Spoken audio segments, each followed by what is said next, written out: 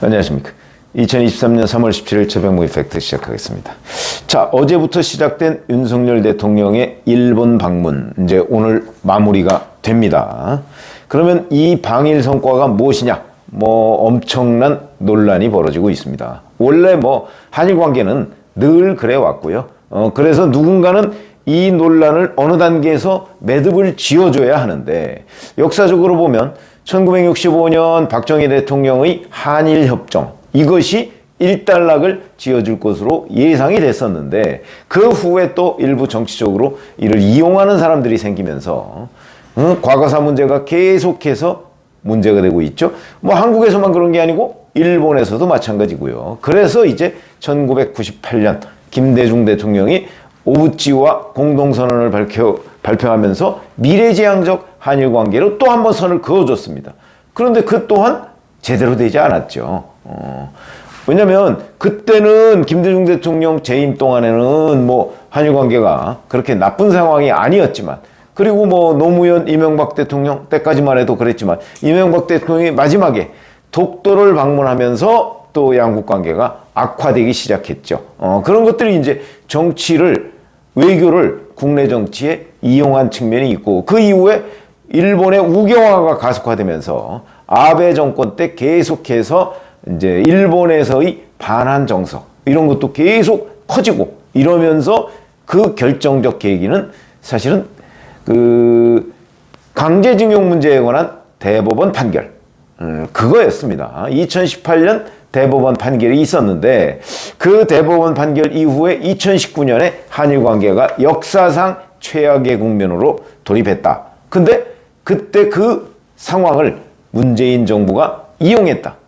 이런 겁니다. 그걸 이번에 윤석열 대통령이 결단으로서 이 또 하나의 매듭을 지었다. 이렇게 지금 전체적으로 보면 판단이 될 수 있는 대목인데, 자, 긍정적 효과라면 이런 게 있습니다. 한일 간에 그동안에 꽉 막혔던 정상 간의 셔틀 외교, 이제 복원이 되는 거죠. 윤석열 대통령이 이번에 방문했으니까 이번 여름이나 가을쯤에 기시다 일본 총리가 이제 한국을 방문하면서 완벽하게 복원이 될 것으로 보고, 한일 안보 문제, 이게 지소미아라고 흔히 얘기하는 거, 이것도 완전 정상화 됐고요. 그 다음에 일본의 그 한국 상대로 한 반도체 부품 수출 규제, 이거 있었는데 이거 해제됐고요. 그 다음에 외교 경제 당국 간 전략 대화, 이것도 복원이 됐고, 그 다음에 북한의 핵 미사일 위협에 맞선 안보 협력, 이게 지소미아도 이제 그 중에 일환인데, 사실 여기에는 미국의 압박도 굉장히 큽니다. 그러니까 중국, 북한 일종의 그쪽 한쪽 블록과 이쪽의 인도태평양 협력, 이런 데에 이제 한국이 소극적으로 나오니까 이런 문제를 해결하기 위해서 미국이 한국을 압박한 측면 굉장히 많습니다. 그 압박 우리 견디기 쉽지 않죠. 한미 동맹 관계니까. 이제 그런 것도 있고. 근데 이번에 이렇게 하면서 상당 부분을 풀었다. 이런 긍정적인 효과를 볼 수가 있고요.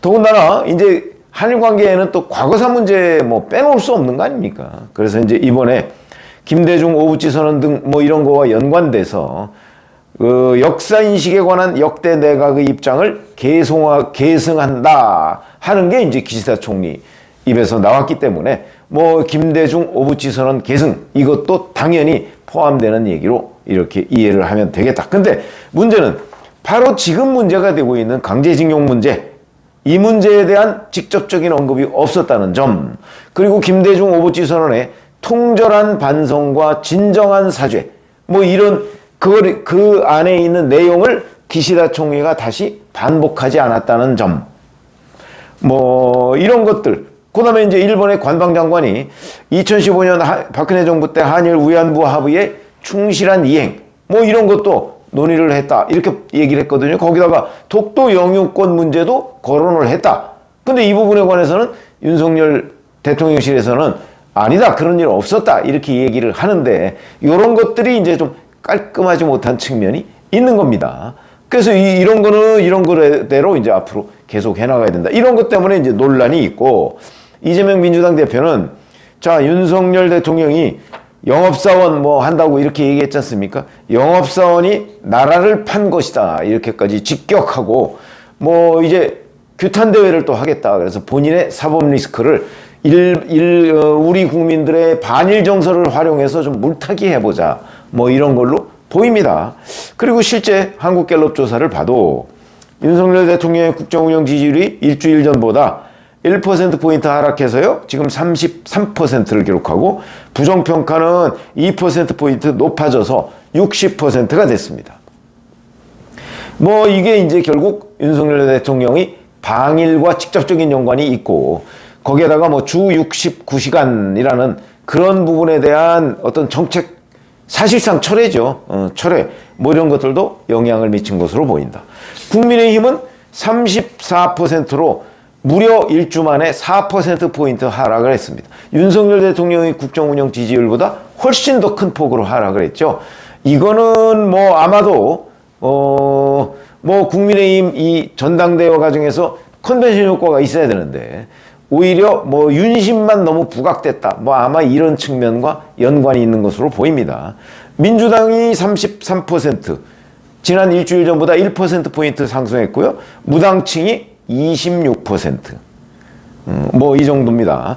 자, 그러면 제가 오늘 말씀드리려고 하는 내용은 이 앞으로의 한일 관계 또는 윤석열 대통령의 방일 성과, 이거를 복잡하게 지금처럼 이렇게 설명하지 말고 쉽게 이해하는 법, 이걸 제가 말씀을 드리려고 하는 건데, 일본은 변수가 아니고 상수입니다. 왜 그러냐면 일본은 1965년 한일 협정으로 국가 간 배상 청구권은 다 소멸됐다, 이렇게 보는 입장이고요. 그 다음에 일본 최고재판소는 개인이 국가에 대해서 청구할 수 있는 청구권은 남아있지만 실질적으로 일본이 배상할 의무가 없다. 한국은 일본이 배상할 의무가 있다고 한국 대법원이 판결을 한 거고, 일본의 최고재판소는 개인 청구권은 살아있지만 배상은 안 된다, 이렇게 판결을 내렸거든요. 그러면 이 두 가지는 상충하죠. 그러면 정확하게 따지면 일본에서는 일본 최고재판소 법률이 유효하고 한국에서는 한국 대법원 판결이 유효합니다. 이런 때 쓰라고 사실은 외교가 있는 거죠.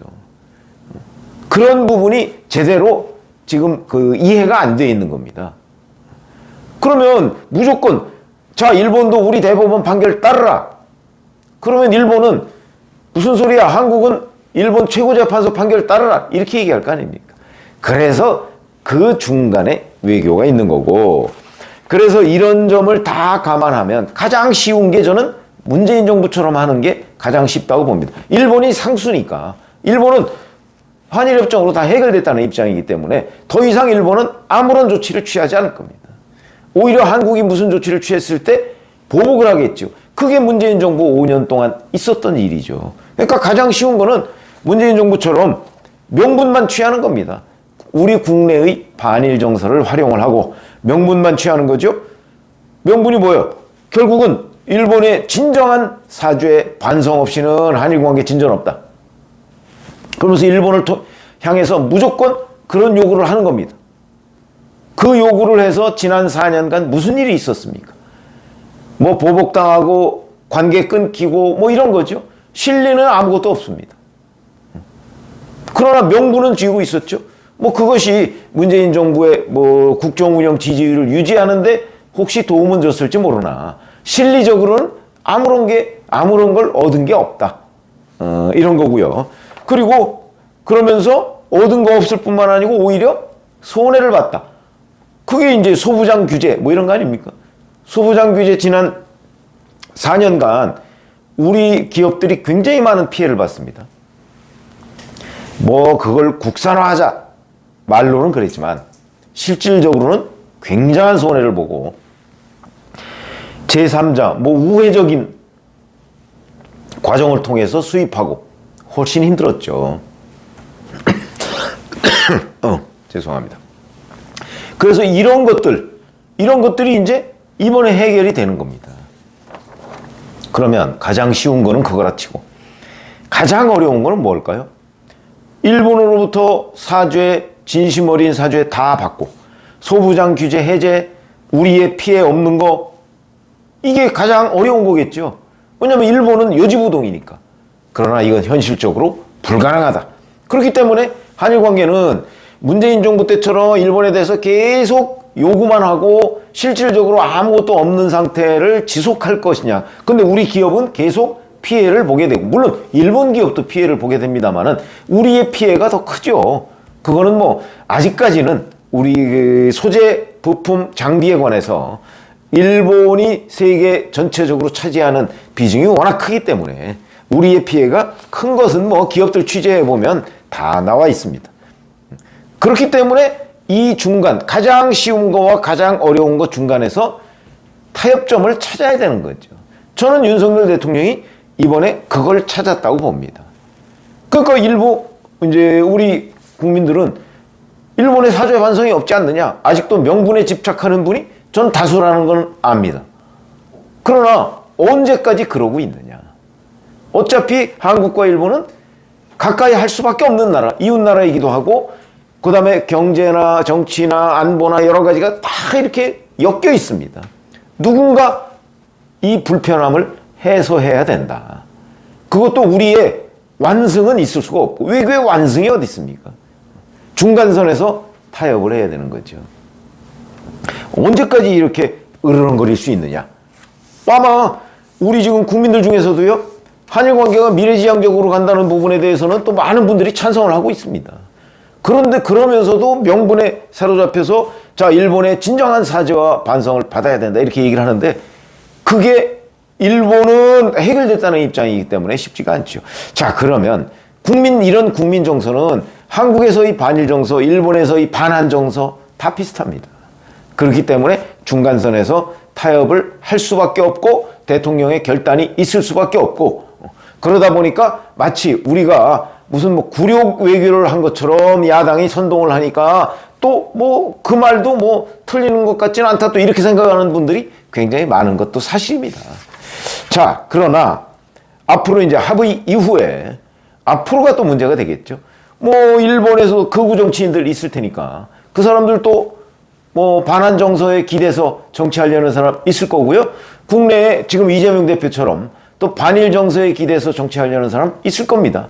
그때마다 한일 관계는 또 꿀렁꿀렁 하기야 하겠지만, 어쨌든 간에 이번에 강제징용 문제에 대한 뭐 보상이죠. 정확하게 얘기하면 배상이 아니고 이런 문제를 완벽하게 매듭을 지으면 정말 한일 관계는 진일보하는 단계로 갈 수 있는 것이고, 지금 현재 정치적 부담, 여론의 악화 뭐 이런 것들은 상당히 많이 있지만 결국 미래를 내다보면 이 길밖에 없다. 저는 우리 사회의 많은 지식인들이 동의할 수밖에 없을 거라고 생각을 합니다. 그런 점에서 보면 이거는 이제 당분간은 좀 어려워도 역사적으로 평가를 해야 할 일이고, 어찌 보면 현실적으로 가능한 최선을 했다. 이 문제는 이렇게 이해해야 된다.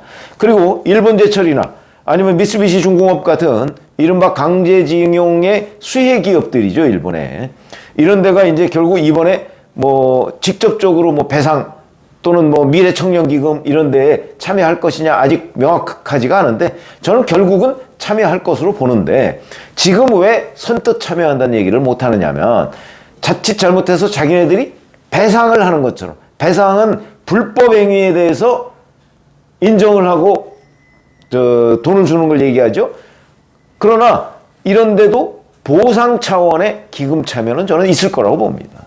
그건 이제 좀 시간이 필요하죠. 그렇기 때문에 당장 뭐 이 효과가 어떻다 이렇게 뭐 주판을 튕기고 뭐 이런 거보다는 조금 더 시간을 가지고 한일 관계가 정상화됨으로써 뭐 일본은 물론이고 우리도 이러이러한 이익이 있다는 게 계산이 되는 시점에 저는 그때 진짜 평가를 받게 될 것이다. 이렇게 말씀을 드립니다. 고맙습니다.